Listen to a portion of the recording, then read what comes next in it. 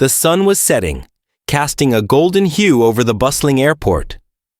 The terminal was alive with the hum of travelers, the clatter of luggage, and the occasional announcement over the loudspeaker. Among the crowd was a young woman named Amara, her dark curls cascading down her back, her eyes sharp and observant. She carried herself with a quiet confidence, though her heart was racing. She was about to board a flight to Paris, a city she had always dreamed of visiting. But this wasn't just any trip. It was her first time flying first class, a gift from her father for her 25th birthday. Amara had grown up in a modest household, or so she thought.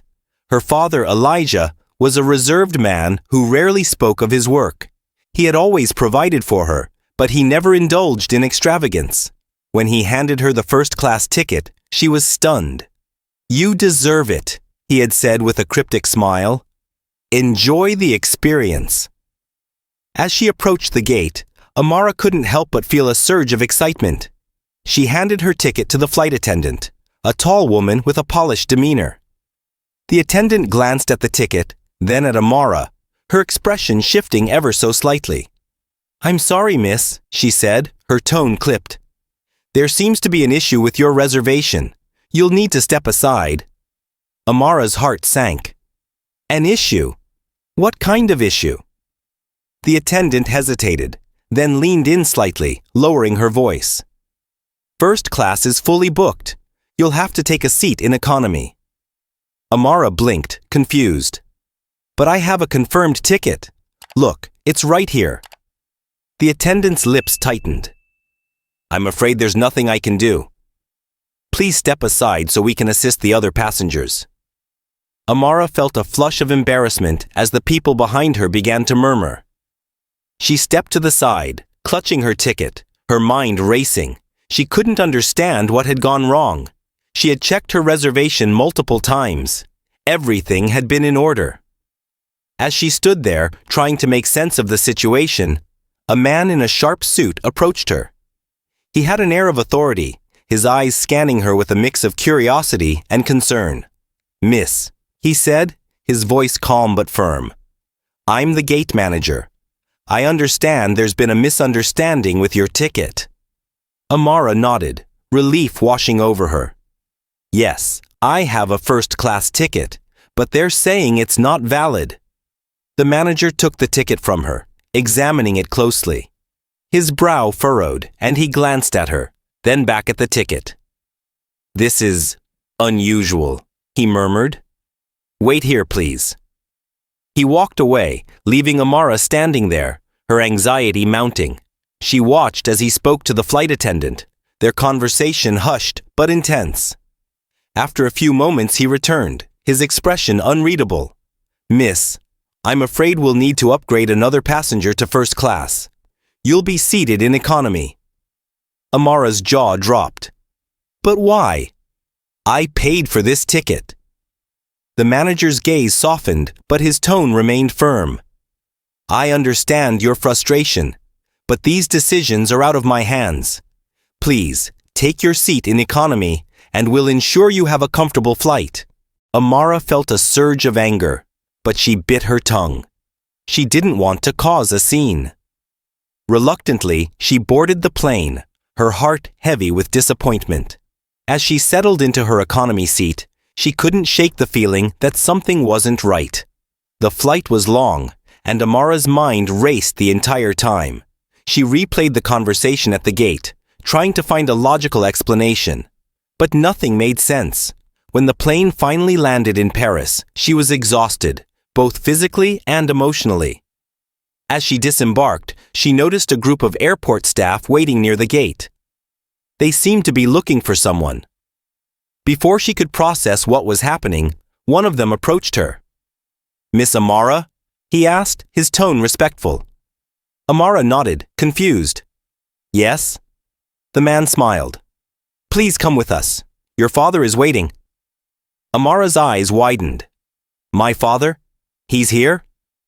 The man didn't answer, simply gestured for her to follow. They led her through a series of corridors, eventually arriving at a private lounge. The door opened, and there, standing in the center of the room, was Elijah. He looked different somehow. More commanding, more assured. Behind him stood a group of people in suits, their expressions serious. "Amara," Elijah said, his voice warm but tinged with something she couldn't quite place. "I'm sorry for the confusion." Amara stared at him, her mind reeling. "Dad, what's going on? Why are you here? And why was I denied my first-class seat?" Elijah sighed, running a hand through his hair.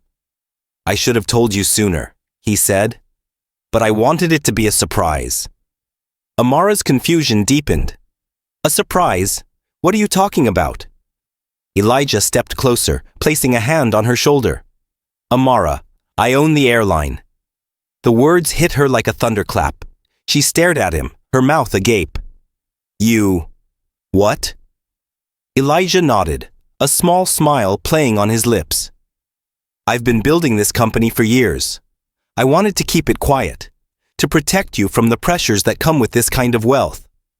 But when I saw how they treated you at the gate, I realized it was time to tell you the truth." Amara's mind raced, trying to process the revelation. "So, the ticket was genuine," Elijah confirmed. "But the staff didn't recognize your name. They assumed it was a mistake. I've already addressed the issue, and those responsible will be held accountable." Amara felt a mix of emotions: shock, anger, but also a strange sense of pride.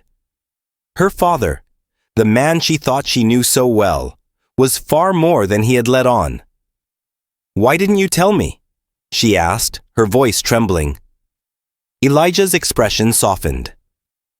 "I wanted you to have a normal life, free from the expectations that come with being the daughter of a billionaire.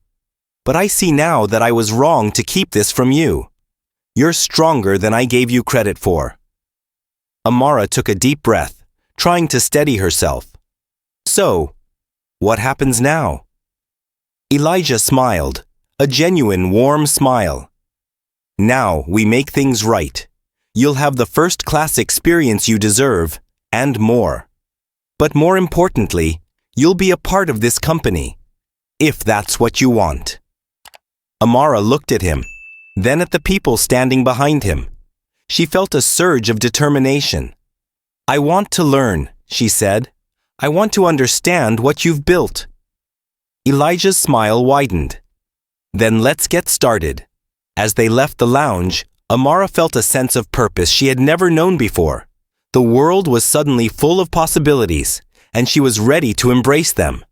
But as they walked through the airport, she couldn't help but glance back at the gate, a small smile playing on her lips. She had been denied a first-class seat, but in the end, she had gained so much more. Amara and Elijah stepped into a sleek, black car waiting just outside the airport. The driver, a man in a crisp uniform, nodded respectfully as they entered. The interior of the car was luxurious, with soft leather seats and a faint scent of cedar. Amara ran her fingers along the armrest, still trying to wrap her mind around everything that had just happened. "Dad," she began, her voice steady but laced with curiosity. "How long have you been running the airline? And why did you keep it from me for so long?" Elijah leaned back in his seat, his gaze fixed on the passing cityscape of Paris. "I started the company about 20 years ago," he said. "It began as a small regional airline, but over time, it grew into what it is today. As for why I kept it from you, I wanted you to grow up without the weight of expectations. I wanted you to find your own path, to define yourself on your own terms." Amara nodded slowly, absorbing his words. "I get that," she said. "But it's a lot to take in. I mean, all this time, I thought we were just normal." Elijah chuckled softly. "Normal is overrated," he said. "But I understand how overwhelming this must be for you. That's why I'm here, to guide you through it, if you're ready." Amara looked at him, her eyes narrowing slightly. "And what about what happened at the gate? Why didn't they recognize my name? Don't you have protocols for situations like this?" Elijah's expression grew serious. "That was a mistake," he admitted. one that I deeply regret. The staff should have been better informed. But it's also a reminder of why I've kept my ownership of the airline private. Not everyone needs to know who I am or who you are.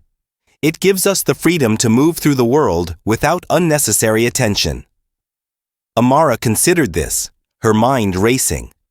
But if I'm going to be a part of this company, people will find out eventually, won't they? Elijah nodded. They will. And when they do, you'll need to be prepared. That's why I want to take you to our headquarters tomorrow. I want you to see the operation from the inside, to understand how everything works. Amara felt a thrill of excitement mixed with apprehension. Okay, she said. I'm ready. The car pulled up to a grand hotel, its facade illuminated by soft golden lights. A doorman greeted them, opening the car door with a practiced ease. Amara stepped out, her eyes widening as she took in the opulent surroundings. The lobby was a masterpiece of marble and crystal, with towering floral arrangements and the faint sound of a piano playing in the background. Elijah placed a hand on her shoulder. This is where we'll stay for the night, he said. Tomorrow, we'll start your introduction to the company. Amara nodded, still feeling a bit dazed. As they made their way to the elevator, she couldn't help but notice the way people looked at her father, with a mix of respect and curiosity. It was clear that he was someone important, even if they didn't know the full extent of his influence. The next morning, Amara woke up early, her mind buzzing with anticipation.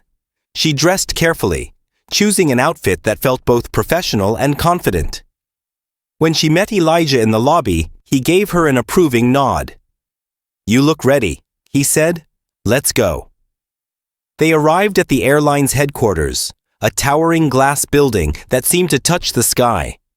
As they entered, Amara was struck by the energy of the place. People moved with purpose, their conversations filled with industry jargon she didn't yet understand. Elijah led her through the building, introducing her to key members of the team. Each person greeted her with a mix of curiosity and respect, clearly aware of who she was. Finally, they reached a large conference room with floor-to-ceiling windows overlooking the city. A group of executives was already seated, their attention focused on Elijah as he entered. Everyone, Elijah said, his voice commanding. This is my daughter, Amara. She'll be joining us today to learn more about the company. The room erupted into polite applause, and Amara felt a flush of pride. She took a seat next to her father, her eyes scanning the faces around the table. These were the people who helped run the airline, and now she was one of them. The meeting began, and Amara listened intently as the executives discussed everything from flight operations to marketing strategies. She asked questions when she didn't understand something, and to her surprise, the executives were eager to explain. By the end of the meeting, she felt a newfound sense of confidence. As they left the conference room, Elijah turned to her. What do you think? He asked. Amara smiled. It's incredible, she said. There's so much to learn, but I'm excited to be a part of it. Elijah nodded, a look of pride in his eyes. Good, because this is just the beginning. Over the next few weeks, Amara immersed herself in the world of the airline. She shadowed executives, attended meetings, and even spent time on the ground with flight crews. She learned about the challenges of running a global operation, from managing logistics to ensuring customer satisfaction. And through it all, she began to see her father in a new light, not just as a parent, but as a visionary leader. But as she grew more involved in the company, she also became aware of the challenges that came with her new role. People treated her differently now, their expectations higher, their scrutiny sharper. She found herself constantly under pressure to prove herself, to show that she wasn't just the boss's daughter. One evening, as she sat in her office reviewing a report, there was a knock on the door. She looked up to see a young man standing in the doorway. He was tall, with sharp features and an air of confidence. Amara, he said, stepping into the room. I'm Marcus from the finance department. I wanted to introduce myself. Amara stood, extending her hand. Nice to meet you, Marcus. He shook her hand, his grip firm. I've heard a lot about you, he said. Everyone's talking about how you're shaking things up around here. Amara raised an eyebrow. Is that a good thing or a bad thing? Marcus grinned. Depends on who you ask, but I think it's good. This company could use some fresh perspective. Amara felt a spark of connection. Well, I'm glad to hear that. Maybe we can work together sometime. Marcus nodded. I'd like that. As he left, Amara felt a renewed sense of determination. She knew there would be challenges ahead, but she was ready to face them. She had her father's guidance, her own drive, and now, perhaps, a few allies along the way. The days turned into weeks, and Amara continued to grow into her role. She began to make her mark on the company, proposing new ideas and challenging old ways of thinking. And through it all, she never forgot the lesson she had learned at the gate, that no matter who you are, you have to fight for your place in the world.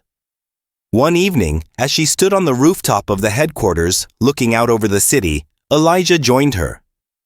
They stood in silence for a moment, the lights of Paris twinkling below. You've come a long way, Elijah said finally. Amara smiled. I'm just getting started. Elijah nodded, a look of pride in his eyes. I know you are, and I can't wait to see where you take this company. Amara turned to him, her heart full. Thank you, Dad, for everything. Elijah placed a hand on her shoulder. You're welcome, Amara. Now let's get back to work. There's still so much to do. And with that, they turned and walked back inside, ready to face whatever challenges lay ahead. Together. Amara's journey had only just begun, but she had already transformed in ways she never imagined. From the moment she was denied her first-class seat to the revelation of her father's true identity, her life had taken a dramatic turn. She had stepped into a world of wealth, power, and responsibility. And though it was overwhelming at times, she embraced it with determination and grace. As the months passed, Amara became an integral part of the airline, earning the respect of her colleagues through hard work and innovative ideas. She never forgot the lesson she learned that day at the gate, that true worth isn't determined by status or privilege, but by character and resilience. Elijah watched with pride as his daughter grew into a confident leader, knowing she was ready to carry the legacy forward. Together, they navigated the challenges of the industry, their bond stronger than ever. And as Amara stood on the tarmac one evening, watching a plane take off under the golden hues of sunset, she felt a deep sense of fulfillment. She had found her place in the world, not just as the daughter of a billionaire, but as a woman who had earned her wings. The journey had been unexpected, but it was hers, and she was ready to soar. What do you think about Amara's journey?